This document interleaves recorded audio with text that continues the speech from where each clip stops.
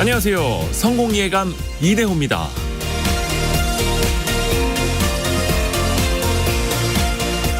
산업 이름 앞에 K자가 붙으면 그때부터 진정한 수출 산업으로 인정받습니다. K-팝, K-푸드에 이어서 최근에는 K-방산이 그렇죠. K2전자, K9 자주포, FA50 등 하늘로 땅으로 다양한 무기 체계가 수출되고 있는데요. 2020년까지는 우리의 방산 산업의 수출 금액이 연평균 30억 달러 수준이었는데 2021년 70억 달러대, 22년에는 173억 달러대로 급증했습니다. 기본적으로 성능과 품질이 우수하고 빠르게 제조, 납품할 수 있는 능력이 있다 보니까 세계적으로 위기의 순간에 대한민국 방산 기업에 주목하는 거죠. 남북 분단이라는 비극이 자리하고 있지만 우리는 그런 현실을 바탕으로 방산 강국으로 도약하고 있습니다. 70여 년 전 외국이 지원해준 무기로 전쟁을 치렀다면 이제는 우리의 무기로 세계를 지킬 수 있는 나라. 꽤 자부심을 가져도 될 것 같습니다. 성공예감 이대호입니다. 시작합니다.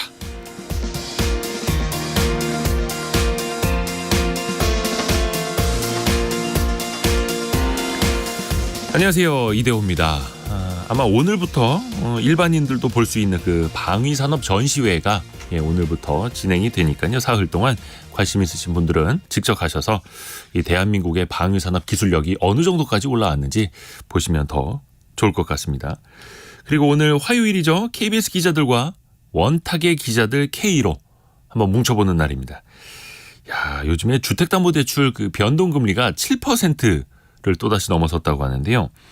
근데 이거를 이자 부담이 되니까 좀 빨리 갚아야겠다라고 생각을 하더라도 문턱이 하나 있습니다. 바로 중도 상환 수수료죠. 예전에 조기 상환 수수료라고도 했던 내 돈을 내가 갚겠다는데 왜 수수료를 더 내야 되는 거냐. 이런 불만도 많이 갖고 계시는데요. 잠시 후에 이 문제 논의를 좀 해볼게요. 그리고 대한항공과 아시아나항공 이 언제 합병되는 걸까요? 벌써 3년이 흘렀습니다. 유럽연합에서 아직도 이 합병 승인을 해주질 않고 있는데요. 그래서 대한항공이 그러면 우리가 화물 사업부도 한번 일부 매각을 해볼게요 라고 발표를 했는데 이것도 또 계속해서 논란이 되고 있습니다. 항공사 합병 상황까지도 점검해 보고요. 오늘의 경제상식 퀴즈 나갑니다. 오늘은 좀 쉬울 겁니다. 관세청에 따르면요. 올해 상반기 입술 관련 화장품 수출액이 1억 9,800만 달러. 와, 지난해보다 64%나 급증했다고 하네요. 미국에서 가장 많이 팔리고 있고요. 일본, 중국, 베트남 순으로 수출이 많이 되고 있습니다. 그 수출 금액은 역대 최대치를 기록할 전망이라고 하고요. 사실 이 화장품은 경제학 분야에서 이 불황과 관련된 용어로 많이 쓰이기도 하죠. 경제가 어려울 때 돈을 아끼면서 가장 적은 금액으로 심리적 만족을 극대화할 수 있다. 그런 의미로 이 효과라고 부르기도 하죠. 어떤 화장품일까요? 힌트를 드리자면 예전에 그 영화 광복절 특사라는 영화에서 배우 송윤아 씨가 이 노래를 불러가지고 네. 제가 뭐 노래 힌트를 드리고 싶습니다만 그러면 더 못 맞히실 것 같아가지고 짧은 문자 오시면 긴 문자 100원이 드는 샵 9730으로 참여해 주시면 되고요. 참여해 주신 분들 중에서 저희가 백화점 상품권을 포함해서 다양한 선물을 준비하고 있습니다. KBS 콩으로 그리고 유튜브로 스튜디오도 함께 하실 수 있고요. 성공예감 이대호입니다. 자주 검색하시면 성공이 가까워집니다.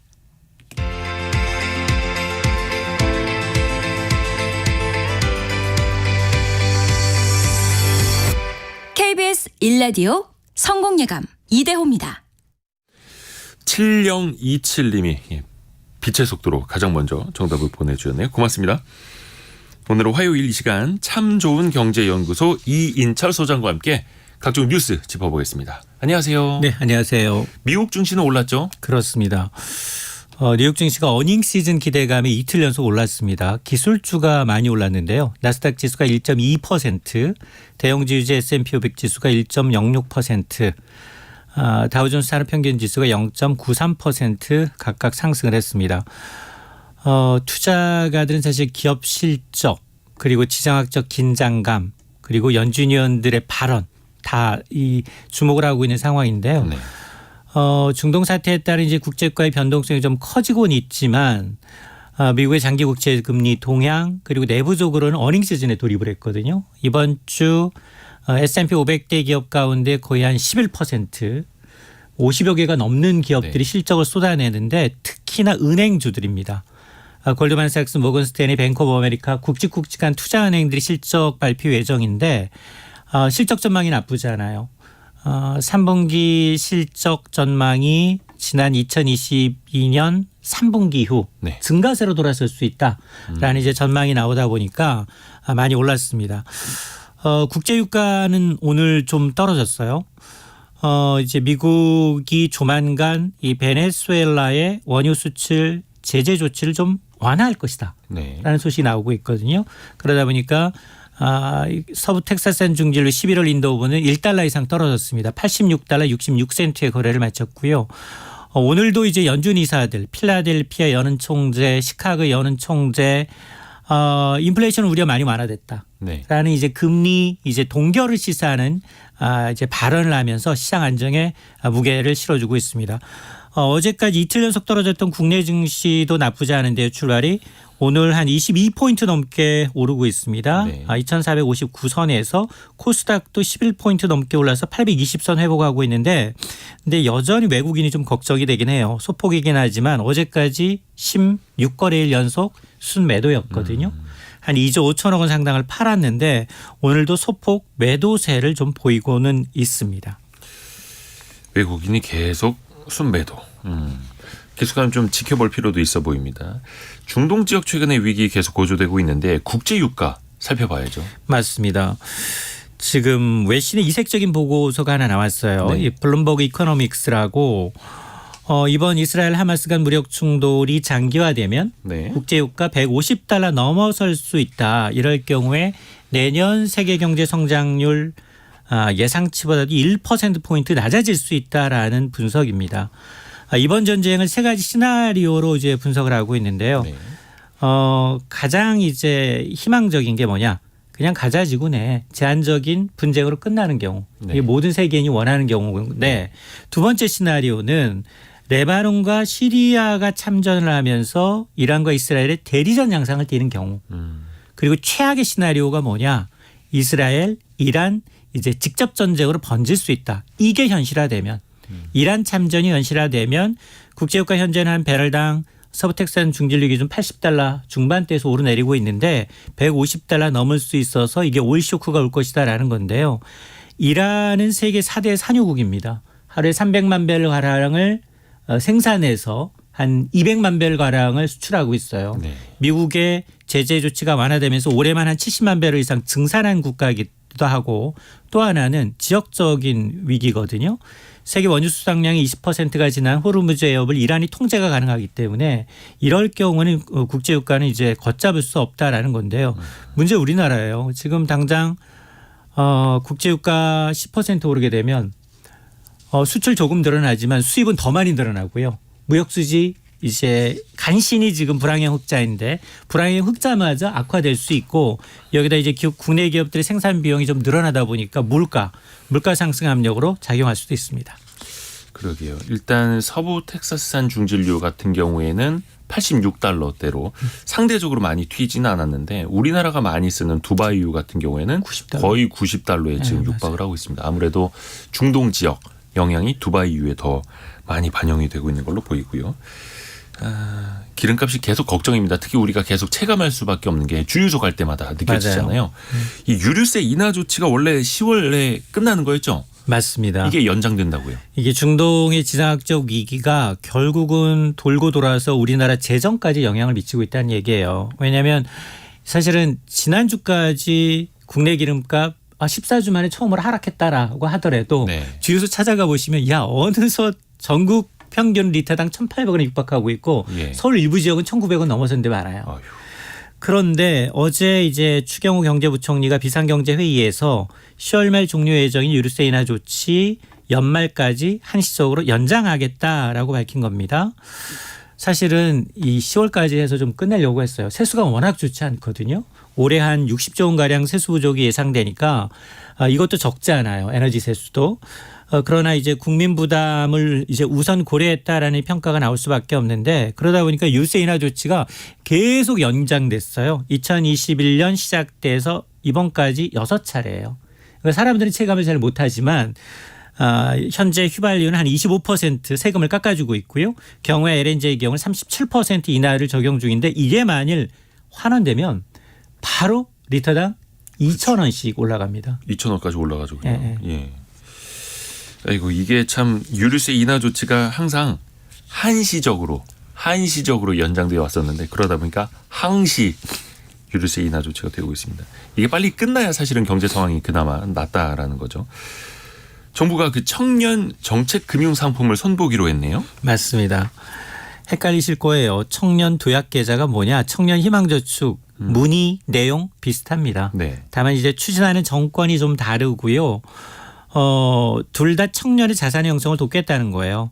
근데 이제 문재인 정부가 추진했던 청년 희망적금은 매달 50만 원씩 2년간 불입하는 거예요. 그렇게 되면 2년간 불입하면 만기에 이제 정부 뭐 이자 지원금 합치면 한 1,300만 원 조금 안 되는 돈을 받게 되거든요. 네. 그런데 윤석열 정부가 도입했던 청년 도약 계좌는 금액이 좀 커요. 매달 최대 70만 원씩 5년간 납입하면 5천만 원 만들기 프로젝트예요. 그런데 정책금융상품은 2개 동시 가입이 안 됩니다. 그래서 이번에 결정난 게 앞선 정부가 출시했던 청년희망적금 2년 만기가 내년 2월이에요. 네. 그러니까 그 만기 상품 그대로 가져와라. 그대로 청년도약계좌로 연계해서 가져오면 그게 50만 원씩 부은 거잖아요. 네. 그러니까 18개월 70만 원 간주해 주겠다. 낸 걸로. 그리고 난 다음부터 19개월 차부터 70만 원씩 내라라는 건데 이렇게 되면 만기에 한 4,940만 원 정도를 받을 수 있기 때문에 일반 이제 저축 상품보다도 한 400만 원 이상 추가 수익이 날 수 있다라고 이제 정부는 설명을 하고 있는데 이거 왜 이렇게 홍보하고 있느냐. 가입자도 줄고 있고요. 네. 해약자가 늘고 있어요. 그쵸. 청년들이 돈이 없습니다. 요즘에 좀 생활비도 팍팍해지고 그러다 보니까 청년 희망적금 도약계좌 이거 해지하는 사람들 많아졌어요. 늘어나고 있다고요. 그래서 정부도 조금 더 상품을 좀 개선을 하려고 하는 거고요. 또 우리나라에 외국인 관광객들 들어와서 관광 오는 것도 좋은데 일단 왔으면 좀 많이 쓰고 가면 좋지 않습니까? 맞습니다. 정부가 또 그런 방향으로 면세적 환급 관련된 제도도 바꾸네요. 맞습니다. 외국인 관광객은 이제 국내에서 세금이 포함된 물건을 구매해요. 그리고 난 다음에 이제 공항 가서 나중에 사후에 세금 환급받는 제도거든요. 네. 근데 이게 현재 이제 즉시 환급 한도액이 한 해 기준, 1회 기준 50만 원, 총 250만 원이 한도인데 이거를 좀 더 한도를 상향 조정하겠다라는 겁니다. 이렇게 되면 외국인 관광객 유입을 좀 늘려서 이제 코로나로 주춤했던 이제 내수 진작 효과를 좀 기여할 수 있도록 하겠다라는 구상인데요. 앞서 이제 문화체육관광부가 발표했던 중국인 방한 관광 활성화 방안을 통해서 즉시 이제 환급 한도 금액을 1회 50만 원에서 70만 원으로 상향 조정하겠다라고 밝혔기 때문에 아마 대폭 상향을 언급한 추 부총리의 의견을 감안하게 되면 1회 기준 최소한 70만 원 웃도는 수준으로 높이는 것으로 해석이 되고 있는데 어쨌든 연내 이제 관련 규정을 개정해서 내년 1월부터 시행할 예정입니다. 자, 그리고 부동산 관련 정책에서 또 중요한 게 나왔는데 앞으로 무주택자 범위가 넓어지나요? 맞습니다. 정부가 지난달 발표했던 9.16 주택 공급 활성화 방안의 후속 조치예요. 네.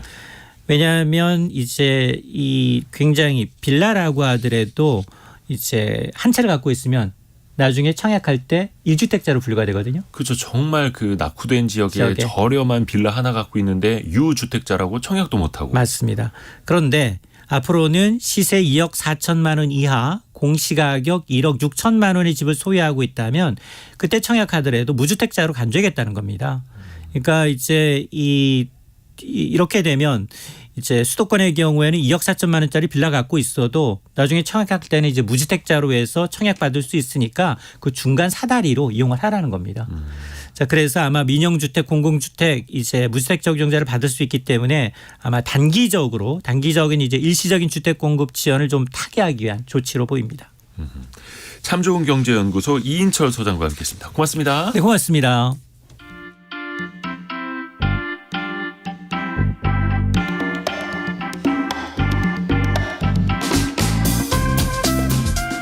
지금 여러분께서는 KBS 일라디오 성공예감 이대호입니다를 듣고 계십니다.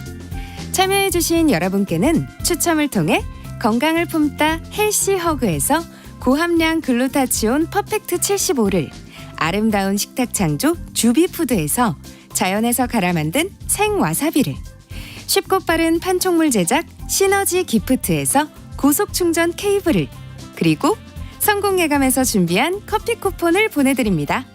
당첨자는 성공예감 이대호입니다 홈페이지에서 확인하세요. 성공예감 이대호입니다. 지금 9시 21분 지나가고 있습니다. 원탁의 기자들이 꽉 자리하고 있습니다. KBS의 김준범, 석민수, 이세중 기자 함께합니다. 안녕하세요. 네, 안녕하세요. 혹시 세 분 중에 대출 받았다가 좀 일찍 갚아보신 분 있으세요? 있죠. 그런 경험은 당연히. 뭐 이세중 기자, 네. 석민수 기자는요? 저는 빚을 늘려본 적밖에 없어요. 일찍 갚는 것보다는 계속 더 빌리고 있네. 저도 빚을 늘리지 않았다는 게 아니고 예. 그걸 갚고 다른 더 많은 걸 받은 거죠. 근데 대부분의 보통 그렇게 분들이 하죠. 그러잖아요. 예. 특히 이사 갈 때. 예. 그쵸. 이사 갈 때는 그 대출을 상환을 하고 뭐 대환 대출처럼 이렇게 또 하기도 하는데, 근데 항상 그거 하나 더 여쭤봐야겠다. 그럼 몇 년짜리 대출을 얼마 만에 갚은 건지 여쭤봐도 될까요? 그러니까 주택담보대출은 보통 30년 이렇게 네. 받잖아요. 그걸 그렇게 30년 받았다가 한 2, 3년 지나고 갚고 다른 대출 받고 뭐 갈아타기를 하는 거죠. 대부분이 그렇죠. 저는 아직 집이 없기 때문에 주담대는 받지 못했고 전세대출을 그래서 틈틈이 목돈 모일 때마다 그냥 좀 갚았어요. 전세대출 받은 것들. 근데 이게 참 일찍 뭐 돈이 좀 생겨서 갚는 것까지는 좋은데 항상 중도 상환 수수료라는 게 붙지 않습니까? 그렇죠. 쉽지 그쵸. 않습니다. 그냥 갚는 것도. 그럼 뭐 다 아시겠지만 원래 이제 대출 받으려고 하는 기간보다 빨리 갚으면 네. 이제 은행에서 일종의 수수료를 부과하는 건데, 요즘은 보면은 3년 안에 갚으면은 중도상환 수수료를 부과하는 것 같고요. 네. 3년 넘어서 갚으면 설사 일찍 갚는다고 해도 중도상환 수수료는 없는 것 같고, 요율은 보면은 0.5에서 2% 정도 부과하는 것 같고, 이 기간에 따라 점점 이렇게 슬라이딩으로 내려가더라고요. 그러니까 1년 안에 갚으면은 제일 많이 부과하고, 1년에서 2년 사이는 조금 더 내려가고, 2년에서 3년 사이는 조금 더 내려가고, 이런 식으로 이제 중도상환 수수료 부과하는데 뭐 늘 논란이죠. 이게 저도 이 방송 위에서 중도상환 수수료 논란, 뭐 은행이 중도상환 수수료 장사, 뭐 폐지해야 이런 걸로 검색하니까 기사가 2000년대 초반까지 거슬러 올라가더라고요. 거의 20년. 늘 국감 때 논란이 되고 네. 늘 검토하겠다고 하지만 늘 없어지지 않는 그런 수수료인 것 같습니다. 이 금액도 상당하더라고요. 지금까지 은행들이 중도상환 수수료로 받은 돈들. 이게 한두 푼이 아니던데요. 그러니까 이게 보니까 그 국감 자료였는데 보니까 지난 3년간 16개 은행의 중도 상환 수수료를 번 금액만 9,800억 원이다. 그리고 3년 동안. 이게 작년에도 또 국감 자료가 매년 나옵니다. 사실은 이게 네네. 김준범 기자 말했던 것처럼 2017년부터 2022년 7월까지 뭐 은행, 저축은행, 상호금융업계 같은 경우에는 중도상환 수수료만 3조 4,700억 원이었다. 그러니까 이게 너무 막대한 금액이다라는 비판은 늘 있었던 게 사실입니다. 그렇죠. 이게 사실 가계대출 규모가 클수록, 특히 좀 장기간으로 빌린 주택담보대출 규모가 클수록 또 그걸 갚는 사람들이 많아지고 중도상환 수수료도 계속해서 높아지는 거고, 김영희 님이 은행은 손 안 대고 코 푼다요. 이렇게.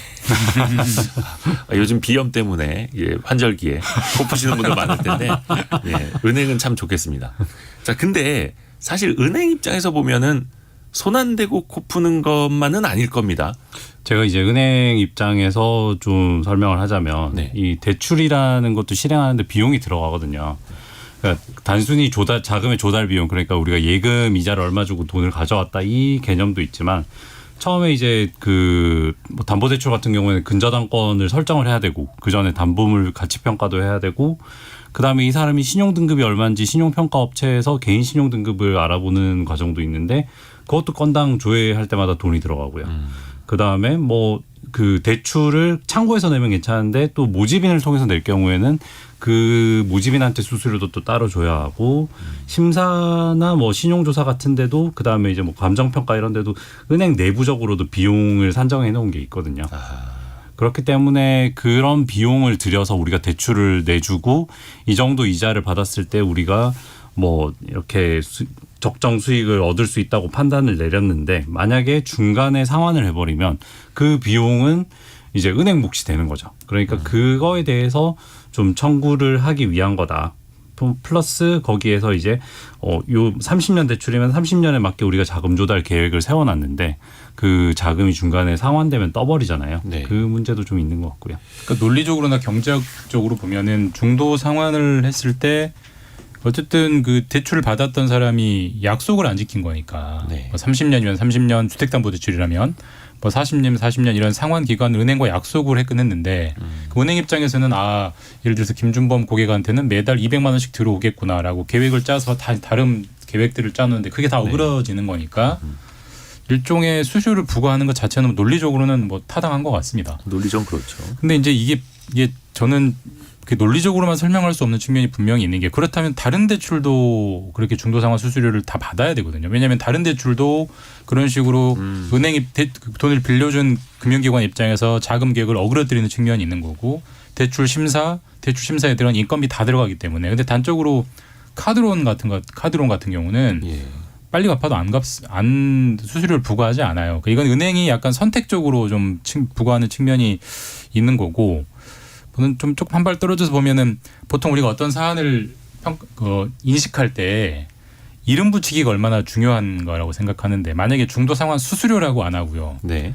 중도상환 부담금, 중도상환 과징금이라고 붙였으면 예. 이거는 은행이 괘씸죄라고 물리는 게 확 드러나거든요. 네. 근데 이거는 제가 볼 때 은행이 말하는 측면, 그러니까 일정 정도 은행에게 부담을 줬기 때문에 소비자 너희가 부담을 좀 하는 것도 있지만 아까도 말씀드린 좀 그렇다면 다른 대출도 다 이게 있어야 되는데 어떤 대출이 있고 어떤 대출은 중도상환 수수료가 없어요. 그러니까 제가 볼 때는 은행 입장에서 큰 돈이 될 장사, 그러니까 상환 기간이 긴 큰 돈을 빌려주는 주택담보대출의 장사를 망쳐버린 것에 대한 일종의 괘씸죄 성격이 분명히 있다라고 봅니다. 저는 또 카드론이나 뭐 마이너스 대출 그러니까 은행에서 내주는 한도 대출 같은 경우에는 그 언제든지 부담 없이 대출을 내고 상환하라는 전제가 깔려 있잖아요. 그렇죠. 그래서 사실 금리에 그게 반영된 측면도 있고요. 만약에 이제 이 중도 상환 수수료도 뭐 너무 부담이 된다 그래서 좀 없애는 방향으로 정책을 바꾸면 그게 결국에는 금리에 포함될 수 있겠죠. 그게 다 비용으로 처리가 되기 때문에. 네. 0643님이 지금 지적해 주신 것처럼 대출 실행할 때 수수료 부분으로 한 30만 원 내잖아요. 이게 은행이 치르는 비용을 대신 내는 것 아닌가요? 그러니까 우리가 이자만 내는 게 아니라 앞에서도 이야기해 주셨습니다만 대출을 받을 때도 각종 수수료를 내는데 왜 또 갚을 때도 또 내게 하느냐. 사실 이런 불만들이 담겨 있는 거겠죠. 근데 다만 또 은행 입장에서도 아니 30년으로 빌리신다고 해가지고 저희도 자본 조달이 이렇게 하면서 계획을 다 짜놨는데 그럼 우리도 손해가 되지 않습니까? 또 이렇게 또 항변을 하는 거고요. 그 조기 상환 수수료, 이 중도 상환 수수료율이 조금씩은 다른가요? 어떻습니까? 지금 한 1에서 1.5% 일반적으로는 생각하는데요. 아까 말씀드렸지만 이제 그 얼마나 빨리 갚느냐에 따라서 반비례하면서 줄어들어요. 그러니까 너무 빨리 0년에서 1년 사이에 갚으면 가장 많은 중도상환 수수료를 부과하고요. 조금 지나면 조금 떨어뜨려서 한 1%. 그리고 2년에서 3년 정도 지나면 한 0.5% 정도 부과하는 것 같고 3년이 넘으면 4년째, 5년째 갚으면 이것도 물론 중도 상환이지만 네. 그 정도는 뭐 우리가 약간 좀 이해할게 은행 입장에서 봐줄게 하면서 부과하지 않는 측면이 있는 것 같고 그다음에 업권별로 보면은 인터넷 은행 같은 경우는 뭐 카카오뱅크나 뭐 K뱅크 그런 데서는 중도 상환 수수료를 아예 이제 부과하지 않는 은행도 있기 때문에 이건 사실 이거를 아까 방금 성민수 기자 말씀처럼 은행이 발생하는 비용을 수수료 형태로 받을 거냐 아니면 수수료는 부과하지 않고 다른 뭐 이자 같은 데 녹여가지고 받을 거냐 이건 선택의 문제인 것 같아요. 그래서 이거는 사실 뭐 중도 상환 수수료를 꼭 받는 게 맞다 혹은 받지 않는 게 맞다라고 말하기는 조금 애매한 것 같고 해외를 봐도 받는 나라 받지 않는 나라 그다음에 받는 요율도 우리나라보다 높은 나라 낮은 나라가 있기 때문에 꼭 답이 뭐다라고 말하기 좀 어려운 측면이 있는 것 같긴 해요. 근데 이게 불만으로 나오는 게 그런 이자중 측면이 이자. 좀 있는 것 같아요. 그러니까 이게 어떤 고객의 신용 등급이나 혹은 대면으로 받냐, 뭐 비대면으로 받냐 이런 거에 따라서 좀 다른 게 아니라 이게 대출 종류에 따라 다른 게 아니라 그냥 일률적으로 적용하다 보니까 불만이 좀 나오는 문제도 있고. 그리고 저도 다른 나라가 어떻게 하는지 봤더니 사실 우리나라만큼 받는 나라도 있고 네. 우리나라보다 덜 받는 나라도 있고 예를 들어서 미국 같은 경우에는 고정금리 대출에만 상환 수수료를 받고 있고 그러니까 금리가 어떻게 변할지 알 수 없는 그 위험을 부담하고 있는 대출 상품 변동금리 같은 경우에는 받고 있지 않고요. 뭐 이런 식으로 다 다르긴 한데 소비자 입장에서는 은행에서 비용 얘기를 하면서 이게 상품마다 다르고 비용도 들어가기가 다 다른데 이게 뭐 자기가 비대면을 받더라도 똑같이 이렇게 막대한 수수료를 부과하다 낼 때는 아무래도 불만이 생길 수밖에 없는 그런 문제가 있는 거죠. 그리고 올해 들어서 이게 특별히 또 더 문제가 되고 사람들이 문제라고 생각하는 점은 이제 과거 지금은 금리가 굉장히 높잖아요. 네. 그러니까 과거 저금리 시절에 받았던 대출을 상환을 하려고 하면 그 저금리 대출은 상환하면 은행에 이득이거든요. 근데 그 은행한테 좋은 상황인데 그래도 수수료는 정해져 있으니까 물린다. 이래서 좀 더 좀 불만을 갖게 되는 소비자가 많은 것 같아요. 그러니까 은행에서 계속 손해를 본다라는 네. 얘기를 하고 있는데 진짜 손해가 보는 게 맞느냐라는 좀 의구심이 계속 드는 게 계속 비용 문제 얘기하는데 결국 그런 비용 문제 다 반영해서 주담대 같은 대출 상품의 금리에 다 녹여놓은 거 아니냐라는 의심도 있고 또 하나는 이게 생각보다 빨리 상환받은 돈으로 결국에는 그 돈으로 다시 또 다른 고금리 상품 대출 해가지고 또 이자 장사할 수 있는 그 재원으로 또 누군가에겐 계속 대출을 해주니까. 그러니까 정말 너네가 손해 보는 게 맞느냐라는 계속해서 이런 반론이 나오는 거죠. 그런 논리도 맞겠네요. 그러니까 중도상환 수수료가 유지되는 이유가 그런 측면도 있는 것 같아요. 은행들끼리 일종의 장벽을 치는 건데 사실 우리가 개인 입장에서 거액을 대출받아서 중도에 상환한다는 얘기는 내가 거액의 돈이 생겼다는 거잖아요. 근데 이게 뭐 복권에 당첨되지 않는 이상, 뭐 상속을 하지 않는 이상 그런 목돈이 생겼을 리는 없고 네. 그 돈을 갚는 대부분의 돈은 다른 은행 대출을 땡겨와서 갚는 경우가 예를 들어서 A은행에서 4.5%의 대출을 받고 있는데 B은행에서 꼬시는 거죠. 왜 그렇게 비싸게 받으세요? 저희는 4.3, 4.2에 드리겠습니다. 하면 은행 당연히 갈아타죠. 고객은 갈아타고 싶을 때 네. 은행은 중도상환 수수료라는 장벽을 쳐놔야 설사 이자는 좀 아껴질지언정 중도상환 수수료 뭐 300만 원, 400만 원 나가면 계산기 두드려 보면 안 하게 되는 측면이 있는 거잖아요. 그런 측면에서 분명히 그 은행들이 유지하는 일종의 상품 유지의 정책 효과도 분명히 그러니까 그런 목적도 있는 것 같습니다. 일부러 네. 조금 울타리나 문턱을 더 놓는 거네요. 9655님이 아까 비슷한 그 말씀에 동의해 주셨는데요. 중도 상환하면 그 돈을 빌리려는 사람들이 줄 서 있습니다. 중도 상환 수수료는 문제가 많아요. 그리고 대출 이자에 각종 수수료가 이미 포함되어 있다고 봅니다. 라고 의견 주셨는데 또 그런 생각도 듭니다. 그래서 뭐 이참에 만약에 중도 상환 수수료를 내려라 혹은 없애라 하면 은행들이 대출 금리 이 가산 이자율을 더 높여서 자신의 수익을 좀 보전하려고 하지 않을까. 또 그게 또 기업들의 생리 같은 것도 있지 않습니까? 생존을 하려면. 너무 당연한 속성이죠. 사실. 그렇죠. 예전에 우리 그 ATM에서 송금할 때 500원, 1000원씩 붙었던 수수료 네. 엄청 그때 그 정부에서 많이 비판하고 시민단체 비판하면서 많이 없어졌거든요. 예. 그럼 은행 입장에서 그만큼 송금 수수료 수익이 줄었잖아요. 그럼 그만큼 은행 수익이 줄었습니까? 아니 다른 데서 당연히 벌충을 하고 사실 이자 형태로 녹여버리면 저희가 더 분간할 수가 없기 때문에 설령 이 중도상환 수수료 한 해 한 2천억 정도 시중은행들이 버는데 뭐 정부에서 계속 때리면 줄일 수는 있겠죠. 혹은 폐지할 수도 있겠지만 그 2천억 원의 수익을 다른 데서 다른 형태로 찾아내기 때문에 이건 약간 윗돌 빼서 아랫돌 빼는 뭐 그런 느낌도 있어요. 이거는 좀. 또 이게 그러면 중도 상환 수수료를 아예 없애질 못하는 거냐. 근데 보면 아까 잠깐 말씀해 주셨는데 카카오뱅크라든지 일부 인터넷 전문 은행은 중도 상환 수수료를 안 받는 곳도 있습니다. 또 어떤 시중은행들은 대면이냐 비대면이냐에 따라서 좀 차등을 두기도 하고요. 이거는 어떻게 가능한 겁니까?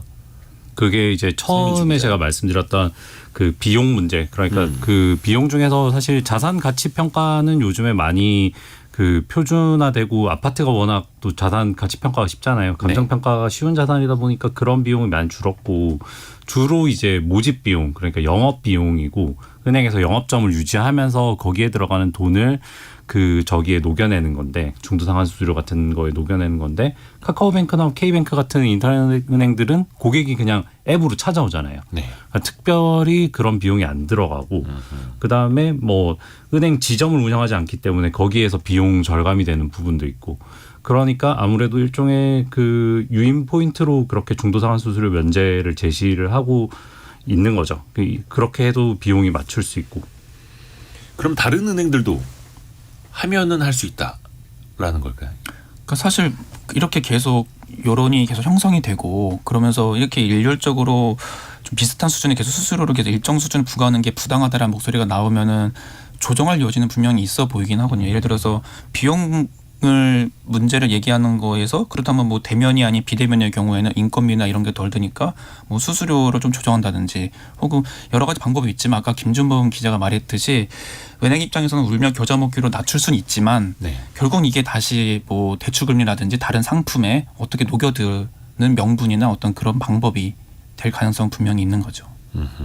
가까운 미래를 예측해 보자면 2년 전에 비슷한 일이 있었는데 국정감사에서 중도 상환 수수료가 굉장히 크게 질타를 받았고 네. 그다음에 은행들이 이제 연말부터 한 그 이듬해 6월까지는 중도 상환 수수료를 한 절반 정도 깎아줬어요. 아, 한시적으로요? 네, 아마 그렇게 이번에도 하고 그다음에 또 금리 문제 더 원천적인 금리 문제가 또 대외 변수가 생기면 스르륵 넘어가지 않을까 그런 생각도 듭니다. 뭔가 좀 금리 가지고 걸고 넘어지는 거를 좀 방지하기 위해서 차라리 중도 상환 수수료를 조금 낮춰주고 말지 약간 이렇게 또 빠져나갈 수도 있는 거고요. 화세를 좀 돌리기 위해서라도. 근데 지금 뭐 저희도 얼마 전에도 계속 다루어드렸습니다만 대출 갈아타기 그것도 비대면으로 그 시행이 되고 있지 않습니까? 얼마 전부터는 신용대출 같은 경우에는 여러 플랫폼으로 여러 은행들 저축은행들 다 비교를 해서 그 핸드폰 그 자리에서 갈아탈 수 있게 됐고 주담대 주택담보대출도 이제 갈아탈 수 있게 되는 시대가 됩니다. 그러면 과연 은행들의 이런 중도상환 수수료 경쟁이 좀 붙을까요? 서로 없애려는 경쟁 아니면 계속 이거를 장벽을 쳐서 손님들이 못 빠져나가게 계속 유지를 하게 될까요? 갈아타기 플랫폼이 활성화가 되면 네. 아무래도 수수료를 없애려고 하는 움직임이 조금 더 커지긴 하겠죠. 왜냐하면 중요한 경쟁 포인트고 중요한 유인 포인트니까 네. 저희 은행은 중도상환 수수료 없습니다. 마음껏 빌려와서 마음껏 갚으십시오라고 하면 분명히 세일즈 포인트는 될 텐데 그럼 그 중도상환 수수료를 받지 않는 은행이 정말 착한 은행이냐. 이건 또 다른 얘기라는 거죠. 왜냐하면 아까도 여러 차례 얘기했지만 그 수수료를 받지 않는 대신 다른 데서 비용을 슬그머니 올리는 걸 우리가 구별해낼 방법이 없어요 사실. 그러니까 이 수수료는 예를 들어 은행이 한 해에 1,000억 원의 돈을 벌었는데 뭐 900억은 이자에서 나온 거고 100억 원은 수수료에서 나온 거 꼬리표가 없기 때문에 사실 알 방법이 없어서 그게 정말 착한 은행이냐와는 별개로 어쨌든 갈아타기를 유치하려면 은행 입장에서는 최대한 예쁘게 보여야 되니까 사실 그럴 때 가장 대표적인 게 뭐 대출 실행할 때 들어가는 보증료라든지 뭐 중도 상환 수수료라든지 이런 거를 낮춰주는 게 귀가 솔깃한 측면은 분명히 있어서 플랫폼이 활성화되면 중도 상환 수수료가 슬그머니 그러니까 지금보다는 좀 줄어들 하방 압력은 커지지 않을까 그렇게 예상됩니다 저는. 김종근 님이 좋은 또 메시지 주셨는데요. 중도 상환 수수료 때문에 이자 낮은 대출로 갈아타고 싶어도 못 갈아타고 있어요라는 의견 주셨는데 그래서 항상 계산기를 두드리게 되죠. 은행들 사이의 금리 차이와 중도 상환 수수료 내가 지금 남은 대출 금액하고 뭐 1%나 1.5% 적용했을 때 이게 얼마인지 계산하기 어려워서 중도 상환 수수료 계산기를 두드려 봐야 돼요 사실. 그래서 인터넷에도 중도 상환 이렇게 치면은 계산기 그래서 맞아요. 자동 완성 기능으로 뜹니다. 네. 한 번쯤은 이제 계산해 보시는 것도 좋을 것 같고요. 또 은행들이 좀 더 이 분야에서 경쟁을 해야 될 텐데. 근데 이게 지금 아까 이야기해 주신 것처럼 거의 20년 가까이 국정감사장에서는 단골로 도마 위에 오르고 있습니다. 근데 이거를 금융 당국 입장에서는 좀 도마 위에 항상 오르곤 있는데 왜 칼을 못 대고 있는 걸까요, 이거? 기본적으로 무슨 그 은행이 그러니까 중도 상환 수수료, 조기 상환에 대한 수수료잖아요. 네. 수수료를 얼마 받아라까지 이제 정부가 하기에는 너무 지나친 이제 뭐 일종의 관치. 뭐 사실 뭐 우리나라 금융감원이 관치를 안 한 적은 없습니다만은 뭐 그렇다고 새삼스럽게 이것만 관치를 안 하는 게 좀 새삼스럽긴 하지만 네. 어쨌든 그런 수수료까지 일일이 개입한다는 것은 뭐 시장 질서에는 안 맞는 측면이 분명히 그렇죠. 있고 예. 아까 우리 진행자님 말씀처럼 뭐 은행들이 그 서로 경쟁할 수 있는 플랫폼을 만들어서 경쟁하는 와중에 어떤 은행들이 전략적으로 선택적으로 내리는 것은 그렇게 유도할 수는 있겠지만 너희 중도상환 수수료 지금 2% 받으니까 앞으로 0.5%만 받아라고 금융당국이 말할 수는 없죠. 논리적으로 맞지도 않고 해서도 안 되는 일이고 그것 때문에 잘 안 없어지는 것 같아요. 그러니까 사실 지금 은행 입장에서는 상당히 억울한 불만도 좀 가득한 것 같긴 합니다. 네. 그러니까 예를 들어서 그 왜 올해 초에 나왔던 특례보금자리론 같은 경우에도 이게 중도상환 수수료가 없거든요. 근데 그때도 이 상품 나올 때도 이게 관치금융이다, 지나치게 은행 업계에서는 뭐 고통 분담하기 때문에 너무 팔 비틀기다라는 얘기가 계속 있었거든요. 또 원래는 은행이 가장 주되게 비판받는 포인트가 너네 계속 서민들 상대로 고금리 이자 장사한다. 네. 너무 수익에서 이자 수익이 많다라는 지적인데 사실은 이 중도상환 수수료가 대표적인 비이자 수익이잖아요. 그러니까 은행 입장에서는 이자 수익 줄이라고 하더니 이제 비이자 수익까지 건드리면 우리 보고 이제 어쩌라는 거냐. 이게 너무 이거 하나하나까지 다 그러면 우리 업계에선 사실 너무 좀 힘들다라는 이런 억울한 불면 소리도 분명히 있는 것도 사실입니다. 좀 다른 차원에서 저는 이제 경제 정책적인 측면에서 한번 생각을 해보면 지금 상황에서 우리가 지금 뭐 가처분 소득이 역대 최대폭으로 줄어들었다 이런 얘기도 하잖아요. 지금 금리 하강기가 아니기 때문에 그 대출을 갚으려고 하는 사람들은 일단 그 어떻게든 대출을 줄이려고 하는 사람들이고 지금 가계대출이라도 좀 축소하는 측면에서는 정부가 이렇게 팔 비틀기 정도는 아니고 그냥 옆구리를 쿡쿡 찔러서라도 중도상환 수수료를 일시적으로 좀 내리게 해야 되지 않나 그런 생각은 듭니다. 제가 은행장이라면 저는 이렇게 우스개롭게 이렇게 할 것 같아요. 네. 이렇게 욕먹느니 네. 그냥 중도상환 수수료 다 없애버리고요. 네. 그거를 약간 0.05, 0.1 정도 금리에다 녹이고요. 대신에 만기 상환 축하금을 주는 겁니다. 만기 상환 고객한테는 예. 돈을 돌려주는 거죠. 캐시백을. 그러면 그럼 결국 은행의 수익은 똑같아요. 축하금 안 나가겠는데요? 아니 30년 만에 갚는 사람이 얼마나 되겠습니까? 얼마나 착한 은행이라고 칭송을 받겠습니까? 이 아이디어를 은행들이 좋아할 것 같은데요. 진짜 빛나는 아이디어였습니다. 그러니까 사실 저도 얼마 전에 제 책에도 썼던 내용인데 항상 은행들 가지고 이자 장사한다라고 막 지적을 많이 합니다. 근데 사실 원래 은행은 이자로 장사를 하는 곳이에요. 그러라고 만들죠. 이자 장사를 줄여라 하면은 경쟁력 높여라 하면은 결국은 수수료로 많이 벌으라라는 뜻이거든요. 근데 이자로 벌어도 욕해, 수수료도 벌어도 욕해. 이게 사실은 어떻게 보면은 금융이 가진 또 한계일 수도 있겠습니다. 다음 이슈로 넘어가기 전에 청취자 의견 좀 보고 경제상식 퀴즈도 한 번 더 내드릴게요. 지금처럼 경기가 어려울 때 소비자는 좀 지갑을 닫게 되죠. 그런데 이럴 때 더 잘 팔리는 제품이 있습니다. 돈을 최대한 아끼면서도 심리적인 만족감을 느낄 수 있는 것들인데요. 뭐 예를 들면 정장 대신에 좀 포인트가 있는 넥타이, 값비싼 화장품 대신에 다소 저렴한 이걸 사서 바르는 거죠. 그래서 경제학적으로도 이 땡땡땡 효과, 이 세 글자 많이들 이야기를 하게 되는데요. 경기 불황일 때 더 많이 팔린다고 하죠. 아까 조금 전에 신경희 님이 화장은 안 해도 이건 꼭 바르고 있어요.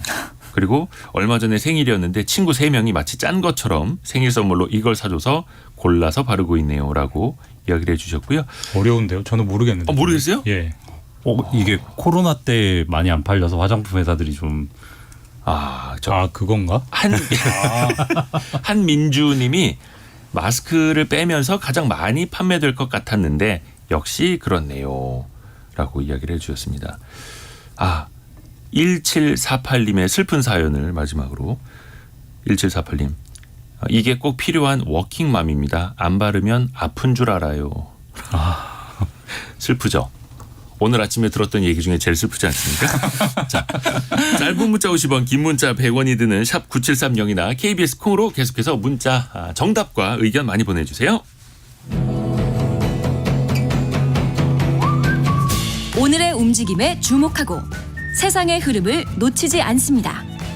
여러분의 내일을 응원하며 성공의 열쇠를 함께 찾아갑니다. 성공예감 이대호입니다. 많은 분들이 헷갈려 하시는 게 이 대한항공하고 아시아나항공이 지금 합병이 된 거야 안 된 거야. 합병한다는 뉴스는 내가 몇 년 전에 봤는데 군불만 피우고. 이거 헷갈려 하시거든요. 근데 아직까지 합병이 안 된 거죠. 네, 아직까지 결정이 안 된 거고 이게 왜 그 우리가 유럽 연합에 가서 허락을 받아야 되냐, 또 미국 가서 허락을 받아야 되냐. 예. 대한항공 아시아나는 한국 회사인데 이렇게 생각하시는 분들이 있는데, 일단 해외 시장에서 그 영업을 하고 있는 회사들은 해외 경쟁 당국이라고 하죠. 우리나라 공정거래위원회 같은 그 당국으로부터 승인을 받아야 돼요.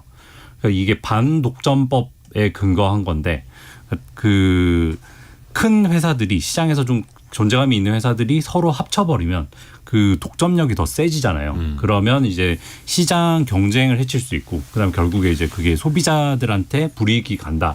이런 취지에서 그걸 다 심사를 받도록 만들어놨죠. 그래서 이제 EU가 이걸 그 심사를 하는 이유는 EU와 한국 사이의 노선에 이 대한항공과 아시아나가 취항을 하고 있는데, 가령 이제 파리 같은 경우에는 에어프랑스, 대한항공, 아시아나 이렇게 세 개의 항공사가 들어가는데, 네. 대한항공, 아시아나가 합치면 에어프랑스 입장에서는 이게 경쟁이 많이 줄어드는 거죠. 그러니까 그 경쟁 상대가 훨씬 더 커지는 거고, 소비자 입장에서는 선택의 폭이 더 줄어드는 거죠. 그런 문제들 때문에 EU가 좀 꼼꼼하게 보고 있는 거고. 그러니까 유럽연합이 대한항공과 아시아나가 합병을 해서 몸집이 커지면 자기네 항공사들 좀 안 좋게 될까 봐 어떻게 보면 이제 질질 끄는 거고, 야 이대로는 우리가 이거 합병 승인해 줄 수가 없어, 이렇게 하고 있는 거죠. 네. 그러니까 이게 대한항공이랑 아시아나항공이 사실 뭐 큰 항공사긴 하지만 세계 항공업 전체에서는 뭐 탑 1, 2는 아니잖아요. 그러니까 그런 회사가 어떻게 보면은 현재 예상되는 건 합쳐 본들 세계 한 7위권에서 10위권 정도 되는, 뭐 그걸 적다고 할 수는 없지만 뭐 그 정도 회사여서 그 합치는 것 자체가 독점이 되진 않는데 왜 이렇게 꼼꼼하게 보는 거냐, 이게 보면 되게 재밌는 포인트인데, 항공사 같은 경우는 이제 독점이냐 아니냐를 판단을 할 때 그 항공 노선별로 보더라고요. 그러니까 네. 이제 영국 런던과 서울을 잇는 그 노선 하나를 하나의 시장으로 보고, 여기서 대한항공과 아시아나항공 합쳐버리면 사실 런던과 서울을 오가는 노선의 거의 상당수는 대한항공, 아시아나항공 아니면 영국 항공사 아니겠습니까? 거기서 너희 둘이 합쳐버리면 그 시장에서 독점이 된다. 이런 논리로 EU가 프랑스는 뭐 런던은 뭐 스페인은 다 따로따로 보고 있는 건데, 현재까지는 그런 식으로 대한항공과 아시아나항공이 승인이 완료가 되려면 14개국의 승인을 받아야 하는데 14개국이나요? 예, 현재까지 11개국은 받았다고 하고요. 미국, EU, 일본이 남은 건데, 사실 가장 깐깐한 이제 미국과 EU가 남아 있어서 네. 이게 사실 뭐 올해 초에는 되겠지, 아니 뭐 올해 여름에는 되겠지. 근데 지금 올 가을에도 아직도 감감무소식이거든요. 이렇게 길어진다는 것은 그만큼 그쪽 경쟁 당국에서 경쟁을 제한하는 측면이 있다라는 거를 좀 심각하게 본다는 측면이어서, 우리 대우조선해양이랑 중공업 네. 하려다가 이 이후로 못했거든요. 그렇죠. 이후에서 승인이 안 나서 거의 그거 재판되는 거 아니냐, 이런 우려들이 많죠. 네. 그러니까 당시에 너무 오래 걸리고 있습니다 지금. 이 네. 현대중공업하고 대우조선해양 간의 인수합병 이슈를 놓고 주가에도 영향을 많이 미쳤었거든요. 근데 이걸 이제 그쪽 그걸 좀 아시는 분들은 이거 절대 유럽연합에서 승인을 해줄 리가 없다. 그러면 자기네 나라 조선업의 상당수 이제 경쟁력이 떨어지게 되는데 이걸 그쪽에서 해줄 리가 없다. 항공 쪽도 마찬가지인 것 같습니다. 그래서 어찌됐든 간에 대한항공하고 아시아나항공은 우리 몸을 합쳤을 때 공룡되는 거 아니에요. 조금 다이어트를 좀 해서 보여드릴게요 라고 지금 여러 가지 제안을 하는 거잖아요. 그렇죠. 그러니까 일단 유럽에 들어가는 여객 노선을 그 이제 저비용 항공사죠. TA에다가 많이 넘겨주고, 그 다음에 그 런던은 아까 김준범 기자가 말씀하셨던 런던 같은 경우에는 슬롯이라고 있어요. 취향할 수 있는 그 권리 같은 건데 그걸 팔았죠. 영국 네. 항공사한테 넘기기로 했죠. 뭐 중국에서도 그런 식으로 슬롯을 많이 넘겼고, 뭐 그런 식으로 이제 다 쳐내는 거예요. 갖고 있는 자산이나 노선 취향 권리 같은 거를 쳐내는데, 이 딜레마가 사실은 대한항공과 아시아나가 합병할 때 두 개가 합쳐지면 두 개의 슬롯과 여객기와 이런 게 다 합쳐지고 비용은 줄어들고 취향할 수 있는 그 노선은 늘어나고, 이런 시너지를 기대했던 건데. 그렇죠. 그러니까 1 더하기 1, 2가 아니라 1 더하기 1은 약간 2.5 이런 시너지를 기대하면서 합병하라고 했던 거죠. 네. 근데 지금은 거의 1 더하기 1이 2에서 지금 1.5가 돼가고 있거든요. 지금 상황에서는. 그러면 이 합병이 과연 그러면 대한항공 입장에서야 어쩔 수 없이 지금은 엎질러진 물이기 때문에 해야 되지만, 우리 국가적 측면에서 이게 과연 필요한가를 다시 생각해 볼 때 아닌가, 그런 생각도 듭니다. 저는. 그렇죠. 지금 예. 그러니까 대한항공에서 이미 그 EU 심사 전에 한 40여 개 슬롯을 이미 반납을 했었고, 네. EU에서 너네 너무 시장 지배력 강화되니까 우려돼 하니까 지금 또 다른 안을 제시하는 게 우리 여기다가 뭐 알짜 노선 유럽 4개 노선도 내려놓고 거기다가 뭐 아시아나항공의 화물 사업을 매각하겠다 이런 크게 두 가지 안을 또 지금 준비 중이거든요. 근데 이게 아까 그 성문수 기자가 말했던 것처럼 이러면은 지금 거의 회사가 아시아나 같은 경우는 두 동강 나는 거 아니냐. 그러니까 결국 뭐 특히나 이 아시아나 화물사 같은 경우는 지난해 매출의 절반 정도 차지할 정도로 굉장히 큰 부분인데 화물 사업. 이렇게 다 넘겨줄 경우에는 회사 가치가 지나치게 떨어지는 거다라는 우려가 있고 그렇죠. 또 하나는 이렇게 노선 넘겨주고 매각 그 화물 사업까지 매각해 버리면은 이게 결국에는 우리나라의 큰 가치를 유출해 버리는 우려가 있는 거 아니냐. 그래서 이제 대한항공이 그런 비판을 좀 면하기 위해서 LCC 저가항공사에 넘기는 방안을 추진하는 것도 그것 때문이거든요. 이럴 거면 뭐하러 합병하느냐 얘기가 계속 나오는데 사실 이제 이게 너무 점점 많아지고 있거든요. 이유가 워낙 깐깐하게 나오니까 계속 찔러보는 거거든요. 뭐 이것도 할게, 이것도 할게, 이것도 할게인데. 근데 그러다 보니까 이제 다른 의심이 나오는 거죠. 이게 진짜 대한민국의 항공산업 발전을 위해서 하는 합병이냐, 아니면 대한항공 오너가 회사를 지키려고 이거를 고집하는 거냐. 사실 최근에 그 이제 대한항공 조원태 회장이 외국 언론과 그 보도된 거 보면은 무슨 수를 써서라도 무슨 일이 있더라도 이 합병을 하겠다라고 했거든요. 예. 근데 그건 상식적이지가 않아요. 합병을 했을 때 시너지가 나야지. 무슨 수가 합병이지. 손해가 너무 크면 안 해야죠. 합병을 포기해야죠. 그게 실제로 현대중공업, 대우조선해양도 포기를 해버리잖아요. 포기한다고 큰일 나는 거 아니거든요. 근데 내가 무슨 희생을 치르더라도 이걸 합병을 시키겠다는 것은 그 무슨 희생의 상당수는 아주 알짜 노선을 외국 회사에 팔아주는 건데 뭐하러 그렇게까지 합병을 해야 되느냐. 도대체 이 3년 전에 이 설계를 도대체 무슨 의도를 가지고 인수합병을 설계했느냐. 이런 의심이 커질 수밖에 없죠. 그 희생이 커지면. 일단 대한항공 입장에서는 1위 사업자인데 만약에 네. 국내 2위 사업자가 없어지면 아시아나가 껍데기만 남는 아시아나를 받더라도 2위 사업자가 없어지는 효과는 있어요. 그렇죠. 근데 이제 그 말씀하신 독점이 것처럼 돼, 사실상. 네. 근데 조원태 회장 입장에서는 그 다른 사모펀드와 그때 그 형제들과의 다툼에서 경영권 다툼에서 그 산업은행 지분 10% 산업은행이 유상증자해준 지분 10% 때문에 그걸 승리를 했거든요. 굉장히 아슬아슬했죠. 그러니까 사실상 네. 이제 국책은행이 산업은행이 조원태 회장의 손을 들어준 거죠. 네. 우리가 합병을 이렇게 지원해 줄 테니까 증자도 해줄 테니까 당신이 한번 잘 해보쇼 했던 거죠. 그러니까 산업은행 입장에서는 왜 조원태한테 그렇게까지 해줬냐. 그걸 생각해보면 산업은행 입장에서는 또 아시아나가 엄청 애물단지였어요. 이게 그 부채가 지금 1,800억인데 도저히 해결이 안 되는 구조조정이 안 되는 회사를 구조조정하기 위해서. 그러니까 산업은행이 아시아나를 이제 민영화하기에는 참 힘들었고 당시에 현대산업개발이 인수하려다가 코로나 상황 터지면서 이제 손을 떼면서 재무가 너무 안 좋아지고 이러다가 이거 혈세만 계속해서 투입될 것 같고 이러지도 못하고 저러지도 못하다가 대한항공이랑 이제 짝꿍을 맞춰준 거잖아요. 근데 이게 그 구조조정과 그다음에 그 시장의 경쟁 촉진이 사실 국가가 다 해야 되는 정부의 임무기는 한데 예. 시장의 1위 사업자와 2위 사업자를 합치는 예컨대 이제 라면 시장에서 농심이랑 오뚜기를 합쳐버리는 그 이런 식의 구조조정은 사실 못하는 구조조정이에요. 선진국에서는. 너무도 시장에 미칠 영향이 분명하잖아요. 소비자들에게 조금 더 안 좋은 방향으로 할 수 있으니. 가격이 오를 수밖에 없죠. 예. 그러니까 우리가 이제 지난 역사에서 비슷한 사례를 찾아볼 필요가 있는데 아시아나항공을 대한항공이랑 합치려고 하는 이유가 딱 그거거든요. 석 기자 말씀처럼 아시아나 사정이 너무 안 좋기 때문에 어떻게든 살려야 돼서 아무리 인수할 사람을 찾아봐도 사실 현대산업개발이 하려고 토해냈잖아요. 네.